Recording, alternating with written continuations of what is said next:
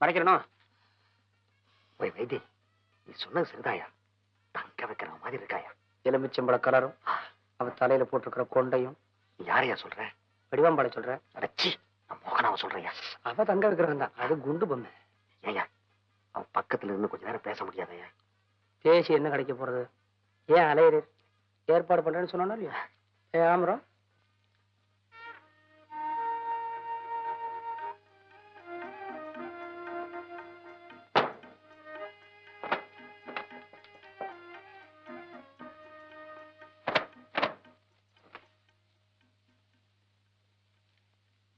இந்தப்பா சும்மா சுந்தரம் சோக்கியமா பாருங்க, நீங்க பாருங்கண்ணா.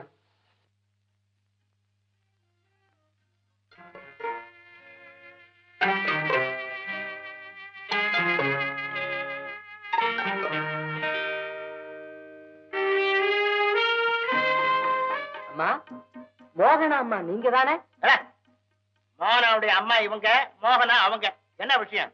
எங்க கம்பெனி முதலாளி அம்மா உங்களை உள்ள கூட்டு வர சொன்னாங்க. என்ன எதுக்காக அந்த அம்மா பாக்கணுங்கிற? நான் பாக்க பிரியப்படலன்னு போய் சொல்லு. என்னடிமா அப்படி பேசுற?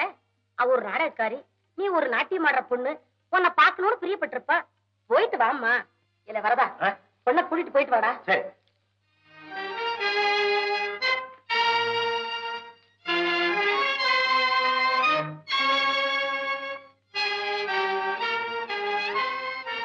யாரு? மோகனாங்கியா? என்ன சுகமா இருக்கியடா? எதுக்காக கூப்பிட்டேன்? விஷயத்த சொல்லு. உங்ககிட்ட பேசுறதுக்கு எனக்கு வெறுப்பா இருக்கு. நறுக்குன்னு பேசுறீங்க? ஏன் தாயி, அங்க அழகர் கோயில்ல பரதேசி சாமி கிட்ட சொல்லி அந்த மனுஷன் நாகலிங்க ஆளுகள்ட்ட இருந்து உன்னை காப்பாத்தினதுக்கா இப்படி பேசுறீங்க? என்ன நாகலிங்க ஆளுகிட்ட இருந்து நீ என்ன காப்பாத்தின? வேற ஆளு காப்பாத்தினாங்க. அங்கனே நான் தான் ஒத்தாச ஒண்ணு, இப்ப இங்கனே நான் தான் உதவ போறேன். நீ என்ன சொல்ற? அந்த நாயனக்காரவங்க இருக்காங்களே, அவங்க உங்க மேல எம்பூட்டு ஆசை வச்சிருக்காங்க. அவங்களுக்கு நீங்க துரோகம் செய்யறீங்களாமே. ஏன்? ஐயோ, நான் அவருக்கு துரோகம் செய்யறேனா? அவரை தானே நான் தெய்வமா நினைச்சுட்டு இருக்கேன். நானும் அப்படித்தான் உன்னை பத்தி நல்ல வேச்சா சொல்லி வச்சிருக்கேன்.